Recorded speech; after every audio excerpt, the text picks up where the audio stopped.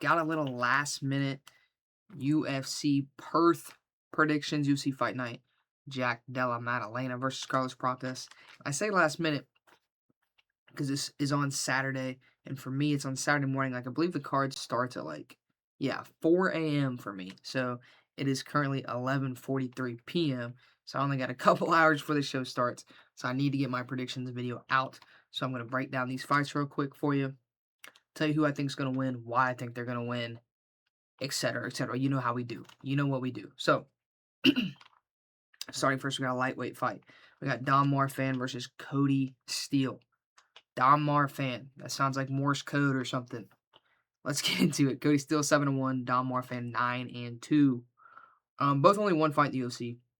Steele's a grappler who will scrap. He did the UFC BJJ thing. That was his thing for the UFC, but he is down to scrap his last fight.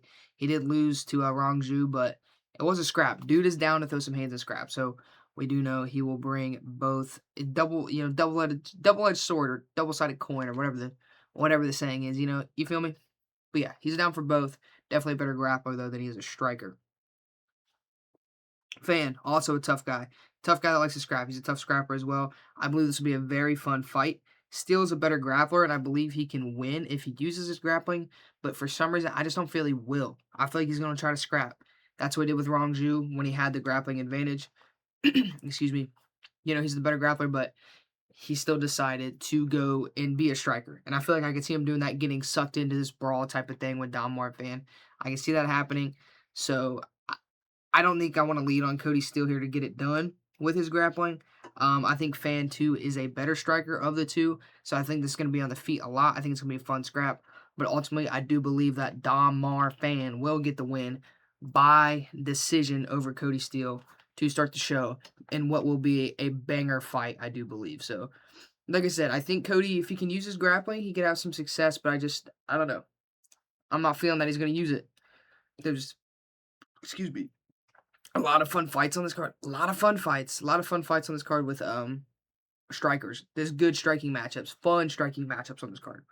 I could see a lot of that happening. So, especially compared to the last card. I talked about in the last card. I was like, decorated Brazilian Jiu-Jitsu background the whole time. And what do we get? A bunch of decisions. I don't see a lot of decisions. Funny enough, I just picked one, but still. You know what it is. We move on. Welterweights. Welterweight. We got Themba Garimbo versus Jonathan. McAuliffe. Here we go. Let me find it. McAuliffe versus Garimbo. McAuliffe 9-1. Garimbo 14-6. McAuliffe, he loves to strike as well. He's a striker. A lot of these Aussie guys, these guys from down under, they love to strike. They love to throw them things, is what I'm picking up on. So, Jonathan McAuliffe, no different. You know what I'm saying? Anyway, Garimbo's that guy. Remember when The Rock said he was going to give a house to a broke fighter in the UFC? That guy was Themba Garimbo. If you remember that, shout out. If not, look it up. It was a thing. It happened. Themba Garimbo got a house from The Rock, Dwayne The Rock Johnson. Dwayne Johnson, The Rock. Here we go. Anyway, McAuliffe is a better fighter. Plain and simple. Themba Garimbo's just kind of middle of the road guy. He should try to grapple in this fight. I believe he might have an advantage there. Not a big one if he does, but I believe if he wants to win this fight, he should try to grapple.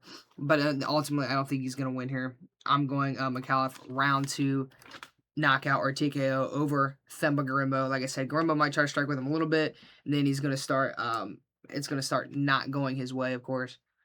And then, he's ultimately needs to try to grapple. He might try, but I don't think it's going to work. So give me Jonathan McAuliffe to get the win here. Second round knockout or TKO over Themba Garimbo. Move on. Middleweights. Oh, man. I just realized, man, it's going to be a long night. Because I'm tired right now. And it's almost midnight. And this show, if it's almost midnight, that means the show starts in 4 hours.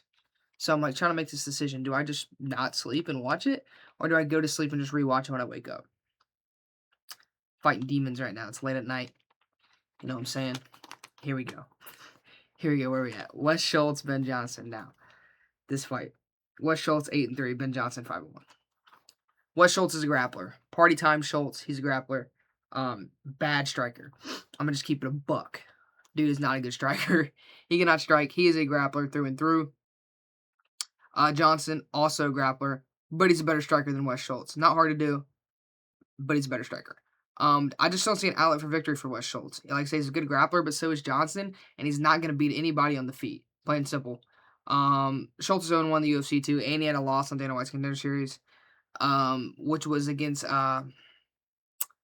was it Galtier? Is that who he lost to? It was a good person they lost to, so I will give him that. But still, give me Johnson knockout or TKO in round number 2. Give it to me. I can see a lot. I can see it. Like I said, you don't have to be a good striker to put out Wes Schultz. Wes Schultz is not a good striker. Dude is like I said, grappler through and through. As long as you can put hands on him and land on him, you can probably put him out. So I'm going to say Ben Johnson can do that, and he'll get the win here in round number 2 over Party Time Wes Schultz. Moving on to the bantamweights. Colby Thicknesse versus Vince Morales. Now, I think this is 8-1. Morales is 16-10. So big experience gap here between these two. Thicknesse is coached by Volk. He's one of Volk's training partners. Big Volkanovski guy. His only loss in the UFC is to Alejandro Temporia, who's Ilia Toporia's brother, if you don't know. And there was that whole thing where he fought Topuria and he had Volk in his corner. And of course, Topuria had Ilia, his brother, in his corner, so that was pretty cool. But anyway, Morales is 3 wins, 8 losses in the UFC. That is wild. He's a scrapper, though. He's down to scrap. He's tough. He may not win a lot, but boy, we'll scrap and we'll have a fun fight. So you can't expect that. Colby, I think, could be the better striker, as in he might be faster, he's gonna land more, but Morales might be a little bit more technical. It's very close on the striking, depending on the way you look at it and what you consider better. If you consider, the combos or the power, the action, etc., etc. It's kind of an opinion based here on who you believe is a better striker based off what you want to see. I think Colby's going to be a little bit better in the striking over Morales, but not going to be a huge gap. Anyway, I think the UFC. I'll talk about star building fights. Not that I think Colby Thicknesse is going to be a star, but then again, this is Australia. He is Australian. They want the Australians to win, and I think that's why they booked this. I don't think it's going to be as easy as the UFC might think it would be. I think Morales is going to give Thicknesse a run for his money, give him a tough fight, but I'm still going to pick Colby Thicknesse to get the win by decision over Vince Morales in a dog fight. I believe this, like I said, I believe this will be a fun one. I believe it'll be a decision, but not a boring decision. It's going to be a fun decision. I'm most confident in that one. I'm confident that it's going to be entertaining, nonetheless, is what I'm going to say. I believe a lot of these fights are going to be entertaining. I believe this one will be just like that as well. An entertaining, fun fight between Colby Thicknesse and Vince Morales, where I said, vet versus younger up-and-coming star. Again, I use that term loosely. Up-and-comer versus vet, where the vet, we've seen a lot of crafty vet performances lately. Shout out Davey Grandpa. Shout out Davey Grant. But I'm still going to go with the kid here. Give me Colby Thicknesse, like I said, by decision over Vince Morales in this fight. We move on. Jacob Malkoun versus Gerald Meerschaert. One of the funniest names of all time. Let's just be real. Meerschaert? Are we dead ass, bro? Anyway, let me find this one. Here we go. Meerschaert. So much experience. Dude is 37-21. That's almost 60 fights. Is this his 59th fight? Is that, if I just did that quick math right in my head? Shout out. Off the noggin. Here we go. He looks to grapple. He's looking to grapple, but other than that, he's mid. He's a mid fighter. Malkoun likes to wrestle. He looks to use takedowns and control you. I think he's gonna fight a little different here against Gerald Meerschaert, just knowing Meerschaert's a grappler. Malkoun is the better striker. And so he's gonna try to strike with GM3. That's Gerald Meerschaert. I'm just using slang here. GM3. I'm going to go with a Malkoun round 1 knockout or TKO via ground and pound. I think it's going to end up on the ground. He's going to get some nasty elbows in, finish the fight there. Another thing I could possibly see, and I'm just throwing it out there in the universe now, because last time I did my predictions, I said I could see this, and then went with something else. The could see this part is what ended up being right half the time. So I'm just going to throw this out there. GM3, he's a vet, 60 fights, he's slick on the ground. I could see him getting dominated, and then like in the 3rd round, throws up a triangle or something. And gets a submission. I could see it. Crafty vet move. I could totally see it happening. But I'm not picking it. I'm picking Malkoun first round KO, TKO over Gerald Meerschaert. Like I said, he'll probably end up on the ground. gets him in a bad position, and starts putting some elbows, some punches down on him. You know, that's kind of what I'm feeling. Like I said, Mearshart, it's at this point in his career, like, you hit him, he's feeling it. He's either going down or he's getting wobbled. So I can totally see him getting cracked too here, pause by Jacob Malkoon. So, like I said, Malkoon first round KO, TKO over Gerald Mearshart. Let's move on. Light heavyweights, bro. Holy. Talk about a stinker. In a fun way. In a fun way. Junior Tafa, 6-5 versus Kevin Christian, 9-3. Now, Kevin Christian has never won in the UFC. Junior Tafa is one of the worst fighters I've ever seen in my life. I literally have here, Tafa sucks, loses all the time. Christian has never seen the judges in his career, though. In all of his fights, win or lose, he's never been to the scorecards. Kill or be killed type of fighter. Those guys are fun. We like those guys. Love those guys. Kill or be killed. We love him. Tafa's going to be looking to strike. He's a tough guy. We all know this. He's looking to throw heavy hands. He can take a punch. But, God, can he not grapple and can he not defend a takedown? So if this goes to the ground at all, he's in a bad way. But the thing is, Christian, not much of a grappler. He's more of a striker himself. He's a really big dude. He likes to stay long. You can see there he's, 6'6", compared to Tafa's 6'2". And he's got the longer reach by 5 whole inches. That is a lot of inches, ladies. So, that being said, this is it's a hard pick'em because if there is a fight that Junior Tafa could win, it is this one because, again, the UFC wants him to win because he's Australian. But I'm still picking him to lose. I'm picking a Kevin Christian decision here. We have lots of cage control. Putting Tafa up against the cage, holding him there, eventually getting a double leg, kind of holding him there again. Same old. We might get like a Junior Tafa blitz where he lands some big shots, but I don't think he's going to get the job done here. I think he's going to lose. He's going to fall to 6-6 as a professional fighter, and then probably be out of the UFC. Or he just totally starts as Kevin Christian in the first round. Who knows? That's how it is with Junior Tafa. But I'm picking the latter here. Give me Kevin Christian decision win over Junior Tafa. Let's move on. Middleweights. Ooh, I like this one. Let me get the notes. Cam Roston versus Robert Brycecheck. Good fight here. Rowson 14-3. Robert 18-6. Cam Roston's a big finisher. And Brycecheck loves to bang and strike in fights. Bang and strike, that's the same thing. Not two separate hobbies. You know what I'm talking about. Roston's going to be the longer guy, though. He's going to be taller. He's going to be longer. He's going to have the reach advantage over Brycecheck in this fight. They're both powerful strikers with knockout power. But the difference is Brycecheck gets hit a lot more than Roston does. And they're two different type of strikers. Roston's more that long range, pick your part at range type of fighter. Brycecheck's a tight, composed boxer, likes to land heavy power shots. So that's going to be the difference here. It's going to be the matter of can Brycecheck get inside of that range of Cam Roston? Can he get inside and land them big shots? Or is Roston going to keep him on the outside and pick him off from there? I'm believing that's what's going to happen. Roston's going to stay on the outside. He's going to keep Brycecheck at bay, not let him get inside and land them big power shots, and is eventually going to put him out in round number 3. So I'm going to go Roston, round 3 KO TKO over Robert Brycecheck in this fight. And Cam Roston's a better grappler, too. If it does go into the grappling situation, he'll be a better grappler there as well. He's got more outlets to victory. Give me Cam Roston to get this fight done. Round number 3. Let's do it. We're on to the main card, ladies and gentlemen. Let's do this. And when I think of main card, this is the fight I think of right here. Tai Tuivasa versus Louis Sutherland, boys. Let's go. Taco Bell Tai Tuivasa is on like a 6-fight losing streak at this point. How is he still in the UFC? I don't know. Sorry. There was a time back in my prime. There was a time where Tai Tuivasa was the man. He was one fight away from fighting John Jones for the heavyweight title. Think about that. He fought Cyril Gane, and the winner was going to fight John Jones for the heavyweight title. We could have seen John Jones versus Tai Tuivasa. Can you imagine that? What a timeline that would have been. John Jones could have won the heavyweight title by defeating Tai Tuivasa. Criminal.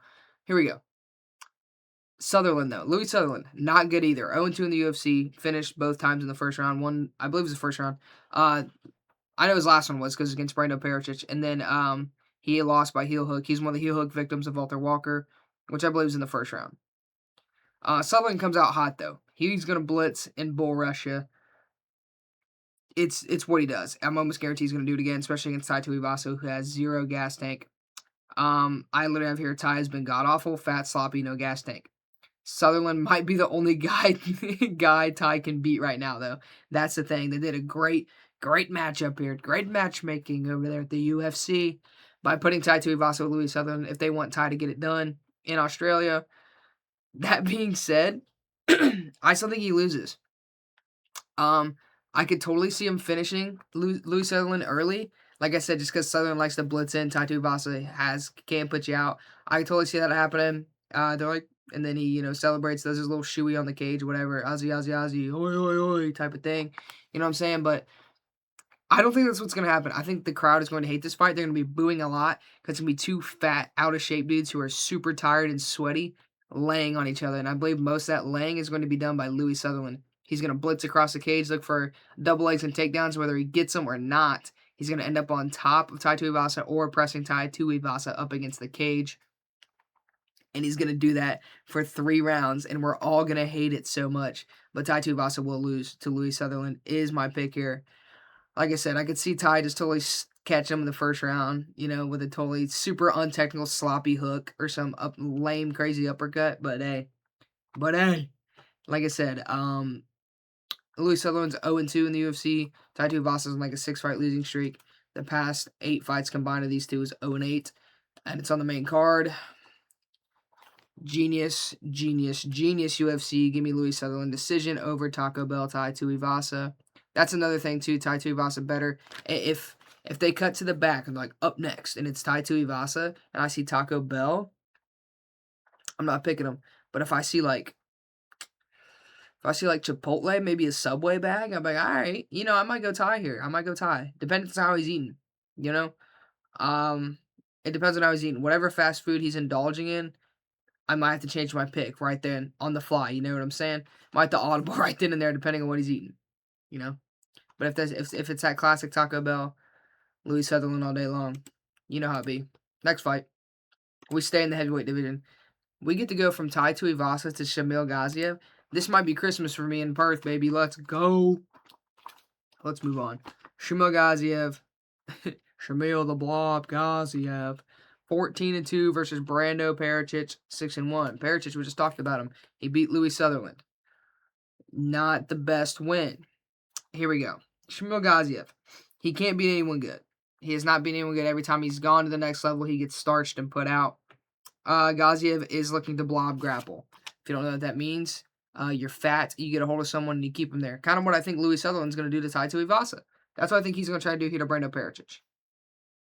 I said Pericic needs to keep it on the feet if he wants to win this fight. He cannot let the blob max. Can't let that happen. That's the only route to victory here. He's got to make Gaziev uncomfortable. He's got to make him uncomfortable, not let him feel like he's in control. He's got to land big shots on Gaziev and put him out. Like I said, the Shamil Gaziev blob maxing decision win is very possible. And I'm trying to get it out of my head. I don't want to see it. I don't want to think about it. I don't want to hear it. But it's possible. But I'm not picking it. Give me a Brando Pericic round 2 knockout or TKO over Shamil Gaziev. I think he's going to keep Shamil Gaziev away. He's going to land his big power shots. He's a active dude. He's a what's another word I'm going to look for? He comes out. I don't want to call him a hot dude because that's, what I'm saying. He comes out hot, So I believe he's going to land some big shots on Gaziev. Gaziev might in the first round might blob max a little bit, get him up against the cage type stuff.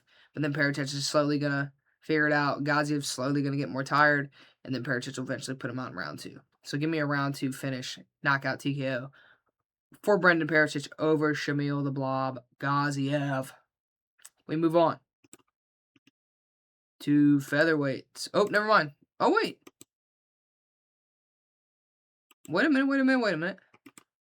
I did not think Martin Rahiki was still on the card. I'm going to have to audible here. I didn't do any notes on this. Martin Rahiki, dog. We saw his fight with Harry Hardwick. Dog fight. I don't know much about his opponent. I'm not gonna lie. This is really on the fly here. I thought Rahiki did not get an opponent. That's insane. Give me Marlon Rahiki to win this fight. By knockout TKO, round 1. Let's do it. Sorry, Ollie. Ollie what, Schmid? Is this dude real? That's got to be fake, right? No, this guy's really 6 feet tall with shorter arms than Marlon Rahiki. Yeah, give me Rahiki first round finish over this NPC. There ain't no way that guy's real. Ollie Schmid? Are you Schmid me, brother? Schmid. All right, let's move on. I'm not doing that. I didn't even know that. Like I said, I didn't think Rahiki was still in the card. I thought his fight was off. That threw me for a loop. I wasn't ready. You got to stay on your toes around here in the UFC. Am I right? Am I right? All right, let's move on. Flyweights in the Coco, man. We got Tim Elliott versus Steve Erceg. Tim Elliott 21-13. Erceg 13-4. Elliott's tricky. Bro, if there's a crafty vet, it's Tim Elliott. Dude was on The Ultimate Fighter, won The Ultimate Fighter, and he got rewarded with a beatdown for Demetrius Johnson for the flyweight title, which he did go to a decision for. People forget. He didn't get finished, but he definitely did lose. Erceg had a close fight against Pantoja for the title, and in a fight that many people say he did not deserve. I believe he beat, Mateus Nicolau? Is that who he knocked out to get the title shot? Wild. He's ranked like 11 at the time. But yeah. It was a close fight, though. Some people argue that he won. I don't think he did. But yeah, it was a close fight against Pantoja. Excuse me. And then he ended up getting finished by Kai Kara-France, losing to Brandon Moreno, and then he just beat Ode Osborne to get back on track. I mean, ooh. But still, Elliott is tricky on the ground. So you got to be careful. He's a crafty vet, dude. Crafty vet. He could vet craft. He could do some vet crafting instead of witchcraft. You get it? He's vet crafting. Come on now. I'm cooking here. It's late. I'm tired. I'm sorry, brother. We move on. Elliott, though, or Erceg, excuse me. He's a better striker, and he has good takedown defense. We saw his takedown defense against Pantoja. I don't believe if Pantoja's going to struggle to take you down, I'm saying, okay, I believe if Pantoja can struggle to take you down, Tim Elliott's not going to take you down. So, that being said, I believe Steve Erceg will be better on the feet. He will have good takedown defense. I trust him enough on the ground to not get caught in something stupid by Tim Elliott. So, give me a Steve Erceg decision win here over Tim Elliott to kind of keep his ball rolling. When I say that, it's a brand new ball that he's rolling after beating Ode Osborne. But yeah, I didn't get the win here with Tim Elliott, slowly making his climb back up the rankings. He had a tough skid, man. Like, he got the title shot. Then he fought Kai Kara-France, who's a power puncher, can put you out. And then the rebound from fighting Kai Kara-France, he gets to fight Brandon Moreno. That was crazy. Rough little skid he had there. They kind of pushed him quick, like I said, with the title shot and everything. So this is kind of him rebuilding himself back up, and I believe he'll get that. He'll start that off well by defeating Tim Elliott in Perth in just a few hours. We move on to the co-main event, brother. Beneil Dariush versus Quillan Salkeld. Brother. Talk about a lamb out to slaughter. Beneil Dariush 23-7. Quillan Salkeld 11-1, bro. Now, Beneil Dariush, crafty vet. He might not be crafty anymore. Dude's just a vet. Dude's been losing. He's been on an absolute hell run of guys that made him fight lately. He had, the BSD fight. I know the Moicano fight, which he did win. Who else just knocked him out super quick? Charles beat him not too long ago. I think there's somebody else. He's been on just a hell run. Like, he's been fighting guys he should not be fighting at this age. So they give him Quillan Salkeld, who is on absolute fire right now. Dude is... We all know the knockout. His parents own a bakery, then the head kick. Fun fact, it's not Salkeld's parents own a bakery. It was the other guy that he knocked out. So a lot of people think Salkeld owns a bakery. No, it was his opponent's parents owned the bakery. Come on. Don't be a casual. That being said, Salkeld, super entertaining fighter. He's got the personality, potential to be a superstar in the UFC, knows it, and they want him to be a superstar. If there's any fight for him to get to the rankings, like beat a ranked guy and get into the rankings, it is this fight here. This is perfect. Because Beneil Dariush's chin is made of absolute thin air at this point. Everybody's putting him out. And Quillan Salkeld's knocking people out. He's finishing people quick. Excuse me. He finishes people quick. Beneil Dariush finishes quick. I feel you, brother. That being said, I'm going to put a little bit of respect on the crafty vet here. I think he will crafty vet his way out of the first round. and he will survive. He will not die in the first round. But when round 2 comes around, Quillen Salkild's going to come calling, and he's going to put Beneil Dariush out. Give me a Quillen Salkild round 2 knockout TKO over Beneil Dariush here in the co-main event. The crowd's going to love it. They're going to go absolutely nuts. The star of Quillen Salkild will keep shooting up straight to the moon. Dude's getting a big push here, pro wrestling style. Yeah, give me Quillen Salkild, second round knockout TKO over Beneil Dariush. I just believe this is, what is it, Hydrogen Bomb versus Coughing Baby? Yeah, that's this right here. Bad matchup for Beneil Dariush. Great matchup for Quillen Salkild. So, yeah, I think this one's a pretty lopsided one. I don't think anyone's picking Beneil Dariush. I don't think Beneil Dariush is picking Beneil Dariush. So, like I said, give me Salkild. Beneil Dariush wins. I don't know what I'm talking about. But, that being said, I do know what I'm talking about. And you're going to figure out why here in the main event, bro. This is a banger. Jack Della Maddalena versus Carlos Prates. Welterweight main event, bro. Both of these guys, absolutely great strikers. Jack Della Maddalena, of course, coming off of losing his title to Islam Makhachev via Russell, you-know-whatting. Not going to say the word, but you know what I'm talking about. He got dominated on the ground and taken down a lot by Islam Makhachev. Now he's here in the main event taking on Carlos Prates, who's just coming off of knocking out Leon Edwards. A lot of people wanted Carlos Prates to get a title shot. I don't believe he deserves it yet. I believe the guy that's rumored to get it, Ian Gary, is the guy that deserves it. While we're on the topic, I believe Ian Gary deserves it because you got to think. He's beaten Jeff Neal and Neil Magny, which everyone has to do. Cool. And then he beat Bilal Muhammad, who's the former champ. He did lose a Shavkat, but he took the fight on short notice. He's helped the UFC out a lot. That's something the UFC looks at a lot, is if you help them out. Ian Gary's helped them out. So I believe that's why he's getting the title shot. Carlos Prates, his best one is a washed-up Leon Edwards. I like to see him, and he lost to Ian Gary. So I'd like to see him win another fight. Hence this one right here. If he could win this, all right. Michael Morales, again, his best win is Sean Brady. I don't rate the Gilbert Burns one too much anymore because Gilbert Burns, obviously, look at him, he just keeps losing. So I would like him to get one more win as well. Depending on who they book him against, I don't know. And Carlos Prates, I don't think would stand a chance against Islam Makhachev.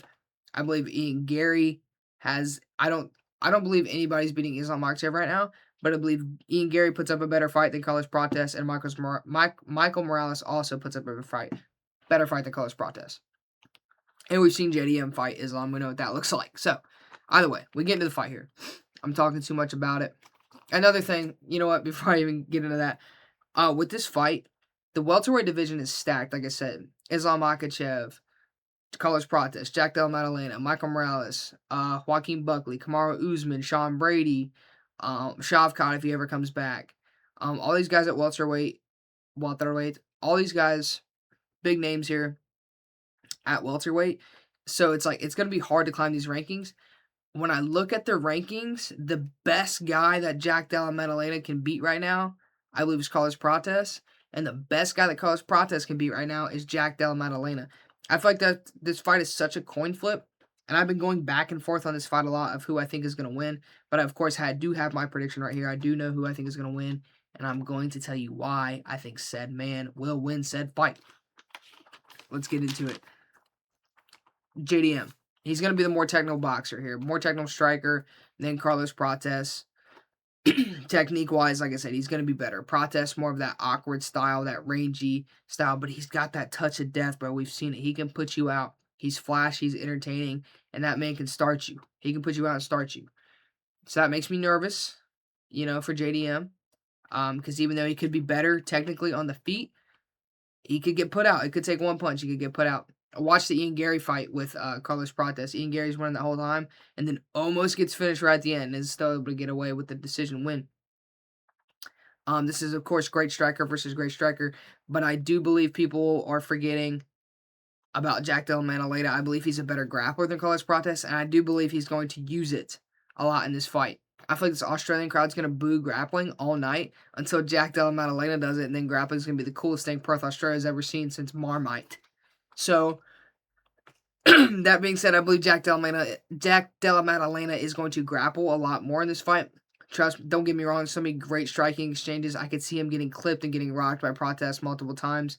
I can see Jack Della Maddalena getting in tight, landing some good combos on Carlos Prates. Prates smiling and walking forward, being a gangster type of thing. This fight is super fun. I believe Jack Della Maddalena is the more well-rounded fighter, and that's why I'm going to pick him to beat Carlos Prates. I'm picking a Jack Della Maddalena decision win over Carlos Prates. There's a lot of other options I can see happening. I could see a Carlos Prates like a round 3 knockout over Jack Della Maddalena, finally catching him.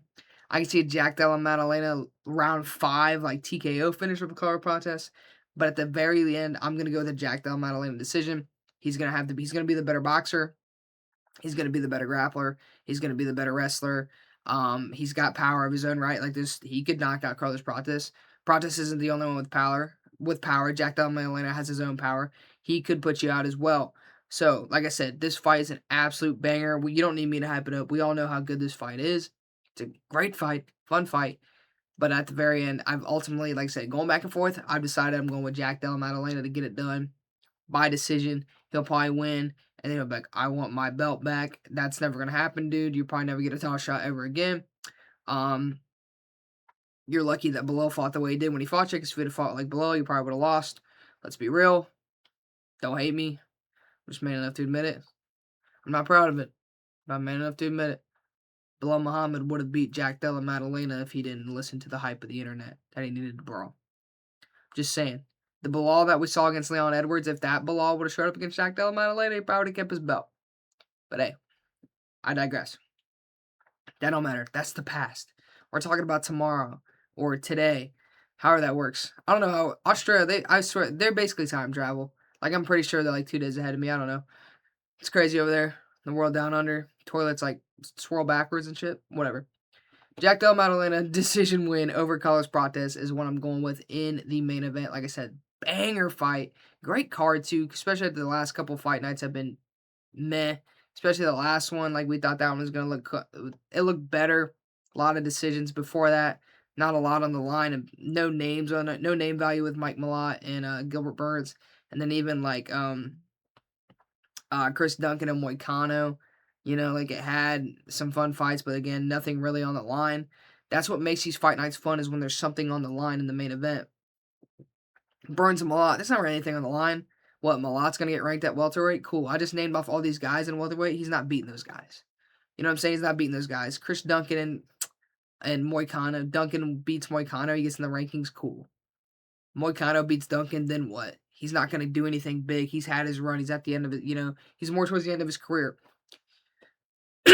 That's why I was so excited about like Lerone Murphy and Movsar Evloev. That was undefeated versus undefeated winners getting a title shot. That stuff gets you hype, you know what I'm saying? And this right here gets me hype because it's going to be a banger fight in general. And there's a lot on the line for the winner, especially for Carlos Prates. He could win this and then 100% make, yeah, I'm next for a title. Jack Della Maddalena could win this and be like, hey, see, I'm still legit. Give him another fight against another top-ranked guy, maybe Michael Morales or whatever's open at that point. Have him fight that. He wins that, then yeah, give him his rematch against Islam. You know what I'm saying? He's got to earn his way back. Prates is climbing his way up. A lot on the line here. It's a fun fight. Banger. But give me JDM in the main event by decision.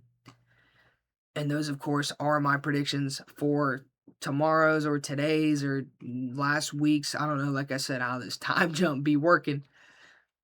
Time zones are crazy, but hey, that's my picks for this card. UFC Perth in Australia. Fight night. Della Maddalena versus Prates. Banger card. Banger fights.